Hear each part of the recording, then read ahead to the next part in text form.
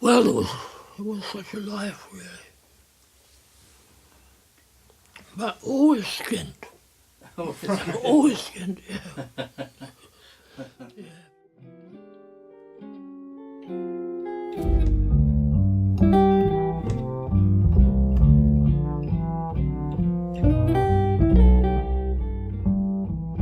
Yes, we get back to New York after having driven cross country with two bass fiddles on the roof rack in a little Volkswagen Beetle. And then we stopped with some friends for a couple of days until it's time to get on the ship. So we get down to Pier 88 or wherever it was, get on the ship, and it's 8 or 9 days, I think, crossing, because it wasn't like a fast ship like the Queen Mary, the Holland America line. And it was a very pleasant voyage, no problem. We dock at Southampton one rainy morning, early, come down the gangplank, get on to the, onto the, where they process you. And for older people, they will recognize this. There was music playing, and it was a band called Victor Sylvester and his orchestra.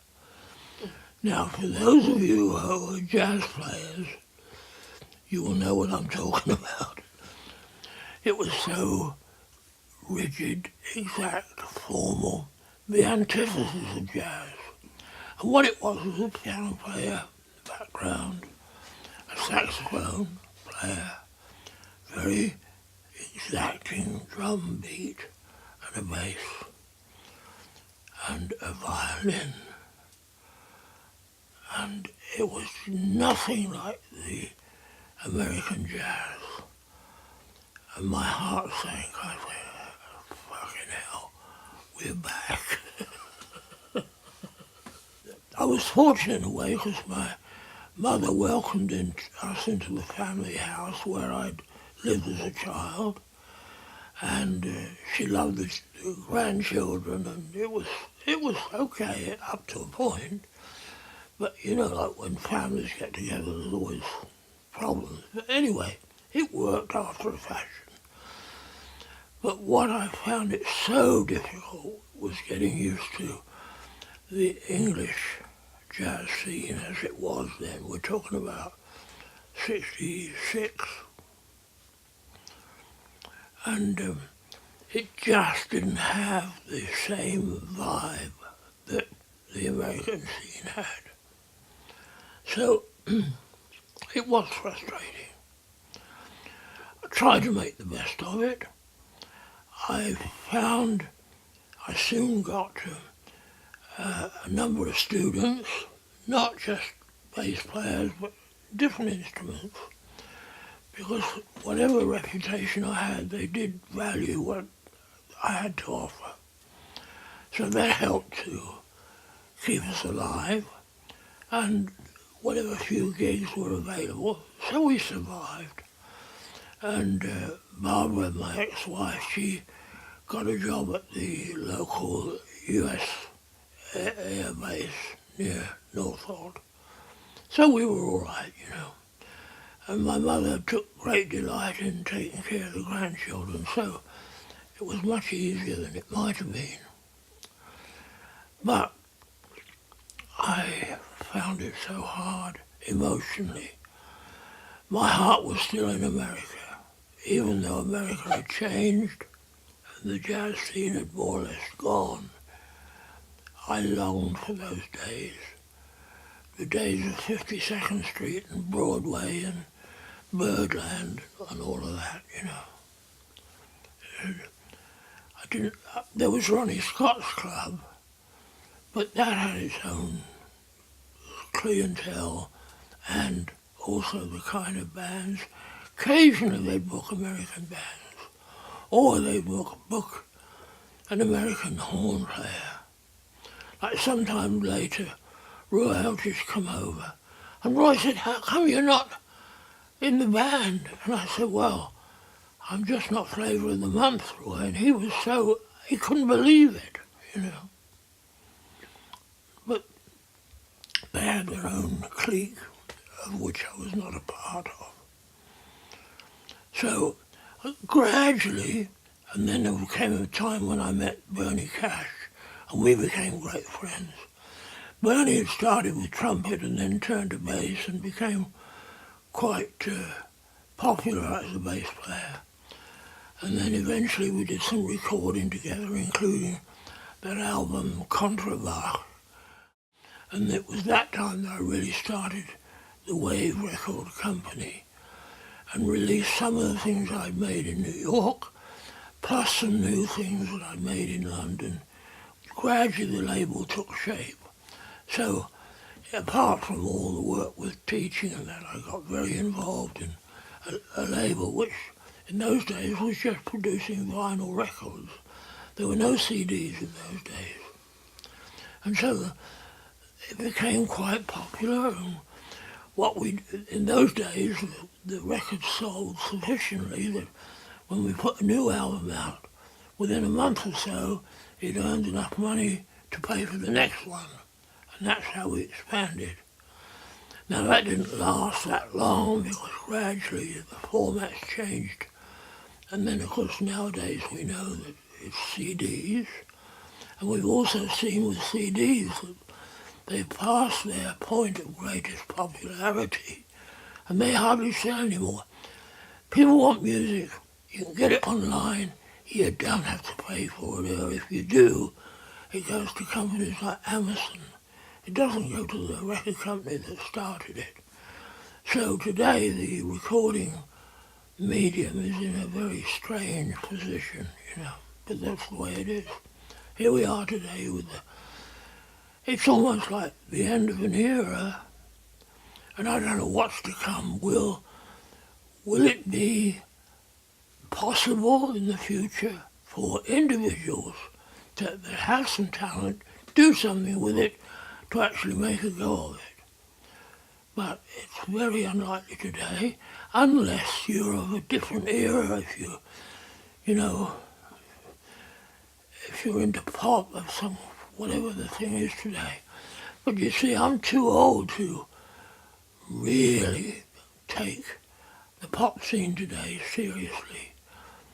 To my ears, I don't hear anything of great merit in it. I may be totally wrong, but the fact is I don't. And if I don't, I can't do anything in that direction. I just realise that that era has gone.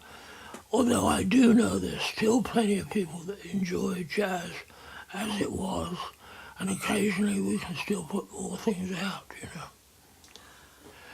By 1976, I managed to purchase a house in Twickenham, and it was in pretty bad shape.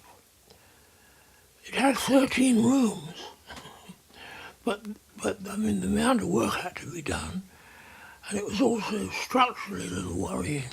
Anyway, I took loans out.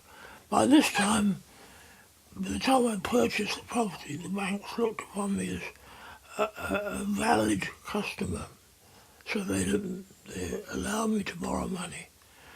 So I did the house up. The ground floor became a studio, and I'd gotten some good equipment and started recording, and that was when I first met Martin Taylor and Ike Isaacs, and a whole bunch of other musicians began to record there. The only problem with it in Twickenham was that it was part of a block of residences, so if we made too much noise, there'd be neighbours knocking at the door, you know, we had to deal with all that. And also, there was no front garden, it was just the wall, pavement, and the road, so if you got a noisy truck, you have to stop recording and wait until it passed. records, all that. But anyway, it didn't prevent us from getting out some good recordings. Having met Martin, I said, do you want to record with us? And we finished up recording 2 albums. One was called Tailor Made, which turned out to be Martin's first professional recording. That was made at a gig and then remastered. And then we did another album, Triple Libra, which just Martin and I. Astrologically, Martin is double Libra, and I'm Libra rising, so that's how he gets his name.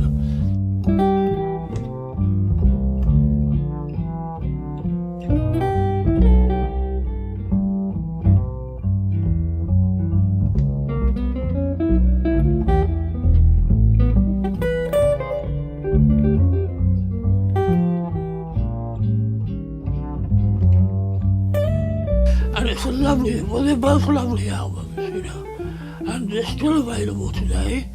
And if, in case you want them, you can get them through Amazon, but I would prefer you to contact either Martin or myself, and don't let the big boys cop all the royalties.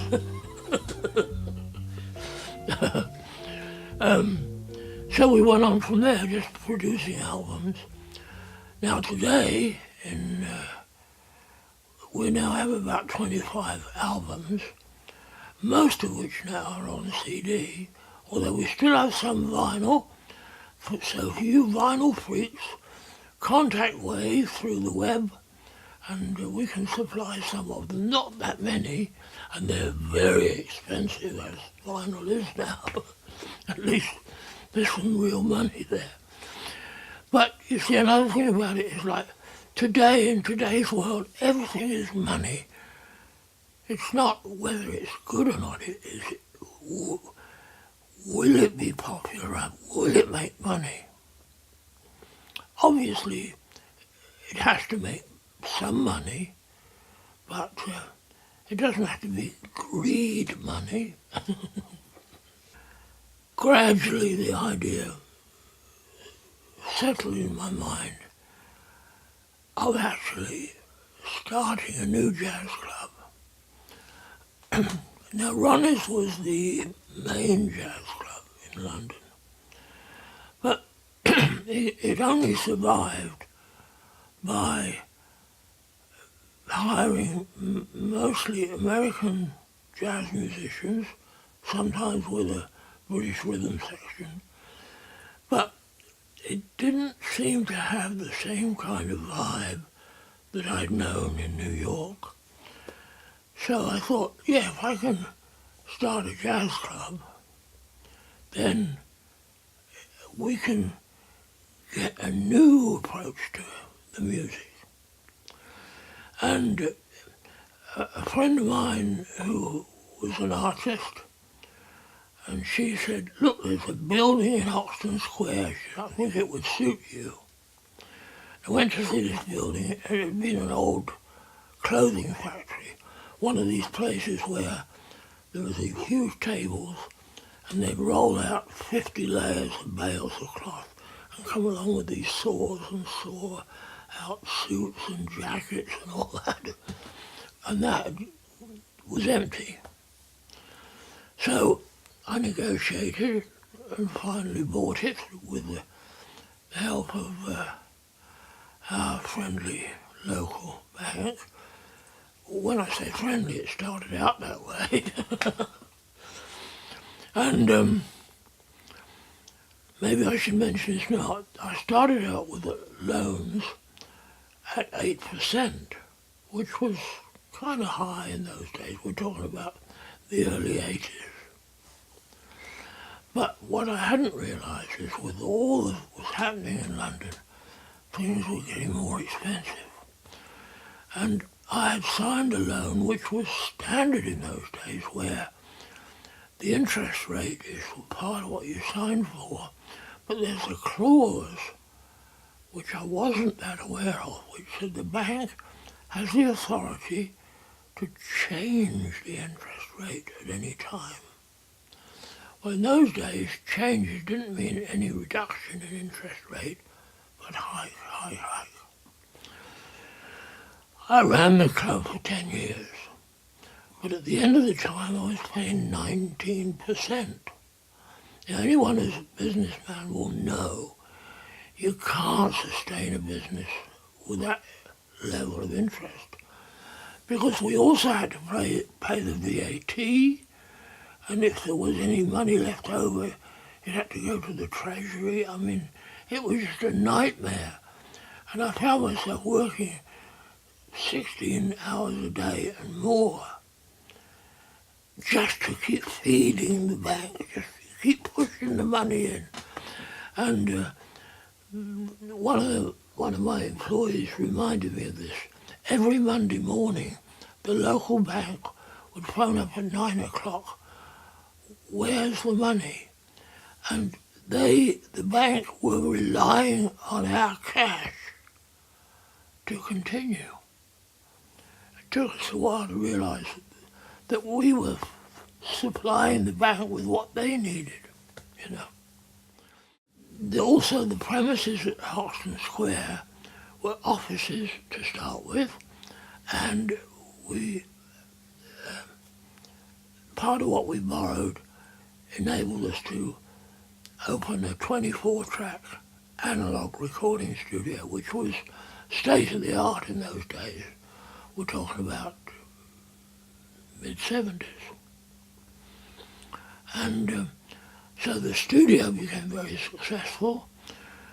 We recorded a lot of bands. A lot of people rehearsed there also, like the group, the Smiths. They used that as their main rehearsal place. And, we were successful. So in the early days, it was positive. Then a friend of mine who had been a student of mine came to me. He was professionally in exploiting minerals, and he'd been working in Africa, and clearly things hadn't gone the way he'd hoped. So he come back to the UK, given up the Africa employment, and he said, "I want to run a club."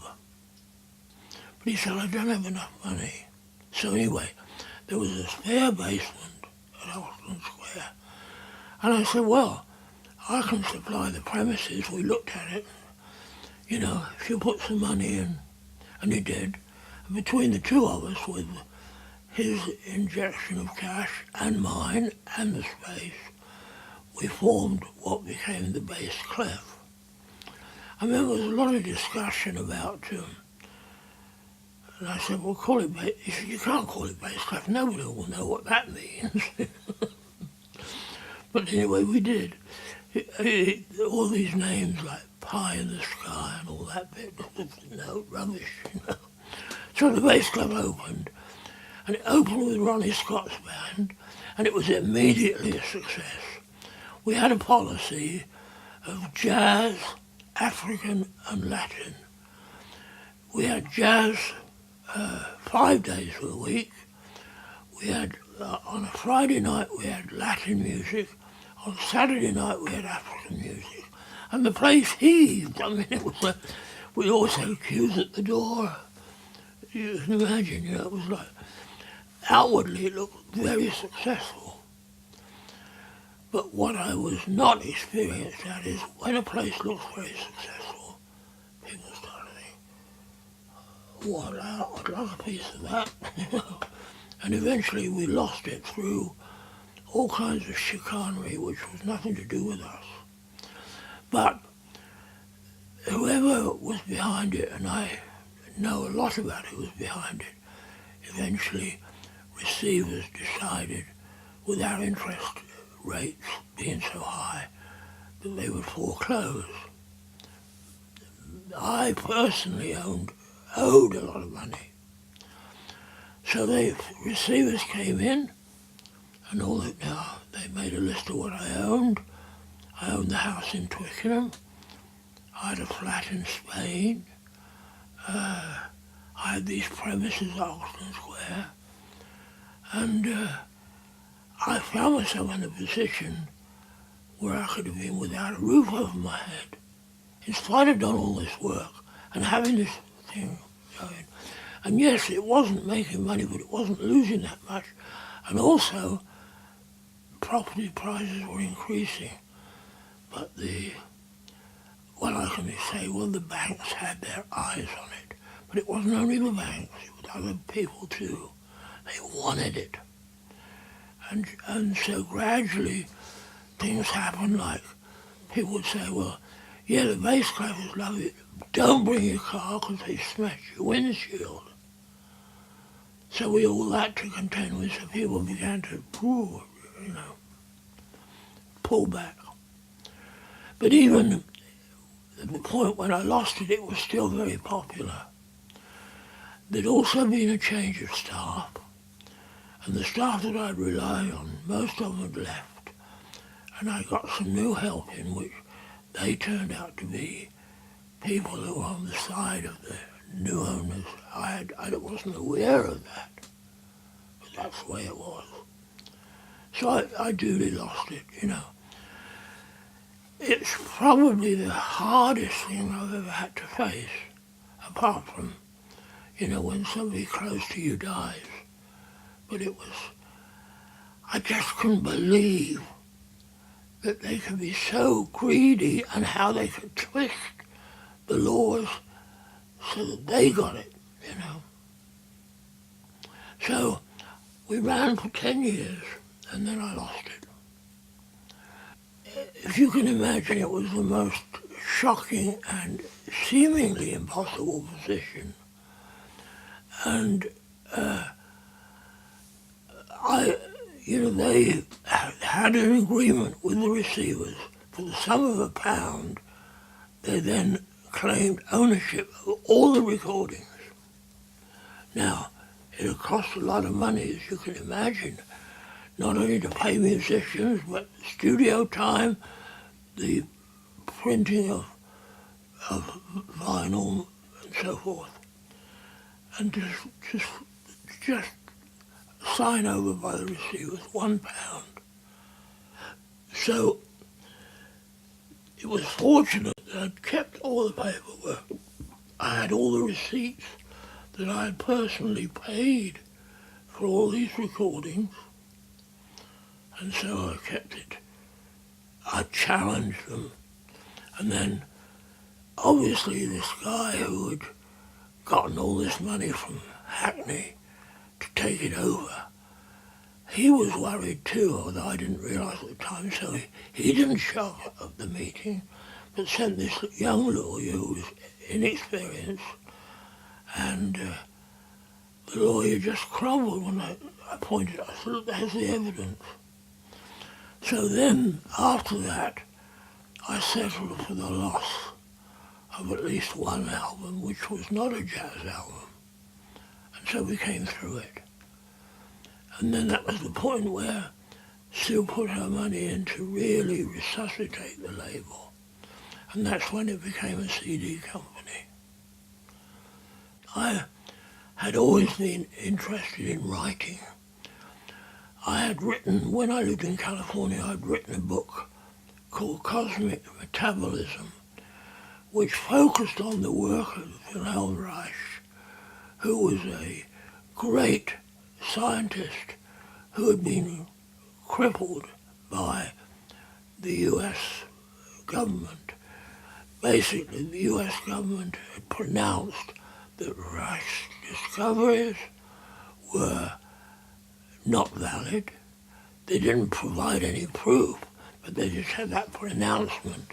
There was a trial in which Reich was found guilty and subjected to imprisonment in a U.S. jail. And he died within 2 weeks of being able for parole. Obviously, as it turns out, it was a conspiracy, but one of those things that can be done by a very powerful government, and was done. So he died in jail. that affected me so much more subsequently than all that had happened with the loss of my business. So when I wrote this book, Cosmic Metabolism, it was my take on Reich's discoveries and how it was terrible what had happened to him that had no basis in fact, but it had the power of the American government, which decided that scientific discovery can be completely derided if the government decides that. And that challenge has never left me. My more recent writings, a book called The Environment and Cosmic Metabolism, deals with that mistake of justice. And there's still people in the world interested. There's a new book, I think, coming out in the States, but will it ever resolve, especially with politics in the world today, who's really sincere about investigating the truth of things? Everything has to be covered up or presented as a ploy. And my challenge to me is to, what I write, I hope that it knocks on enough doors and people will say, hang on a minute, let's have another look at this. That's what I'm hoping for. It may not happen in my lifetime, but I am convinced that eventually it will, because it's a discovery of great merit, and the lack of recognition is a lot to do with the struggle we have with the world today, where everything is like anything but the truth goes, you know. Yet one of the things that, with what for me was a shock in the difference between the New York jazz at its high point and what I found when I returned to England in the mid to late 60s, was it wasn't the same. It didn't have the same bite or strength. And I vowed to try to reintroduce that into the English scene. And I think I had some success, but I also inadvertently made enemies. And I was not aware of that at the time. But it's become clear much later that people didn't want to hear that. They wanted to believe that the English jazz scene was every bit as good as what happened in America, without understanding that what had happened in America had gone, and we needed to resuscitate that kind of vibe in London and elsewhere. And that was the back of the idea of the Bass Clef Club. Let's put some real punchy music that was valid in there, not Victor Sylvester, shall we say. Poor old man. So that's what I aimed for. And I think now, today, many people remember the Bass Clef and remember what happened there and how it helped to keep them focused on the goodness of the music and not just another club with, also ran. My aim was not to discredit everything about the jazz in England, but just to create a more vital and positive approach to it, rather than repeating the same old things. And, the people that we tried to help, Leanne Carroll was one, Ian Shaw, Martin Taylor, there was with a whole host of British musicians who have come along and found a place in a more of a healthy environment than just the way it was when I came back in the mid-60s. Yes, and now re-recording with Martin Taylor, which is like a full circle because early days for the Wave label were the two albums with Martin, and now, after all these years, a third one, and we've done most of it already. Everything bar the hard work of the remastering, and that's in Adam's hands, right? Yeah. Yeah, what I'm doing now is writing more books, one that is more or less finished, but not yet published, is Science and the Art of Jazz Improvisation. It's linking some things which normally people would never associate, but science is a form of improvisation. We learn almost accidentally, this, like, just as in the last 40 odd years, we now have the web. That was not even thought of, but that's coming to being. The ultimate future will be actually realizing the existence of life energy, which is fundamental to mechanical energy. We take mechanical energy, it's extracted from matter that's already formed, whether it's oil or coal or whatever, and we then exploit it. Once we learn to understand the reality of the life energy, we will not have to burn fossil fuels. We will have a totally different understanding of the cosmos. And when that happens, we will avoid this terrible pollution that we constantly create because we know of no other way to produce energy. But it's staring us in the face. We just need to look at it from a different angle. And it's those things that I'm trying to get across.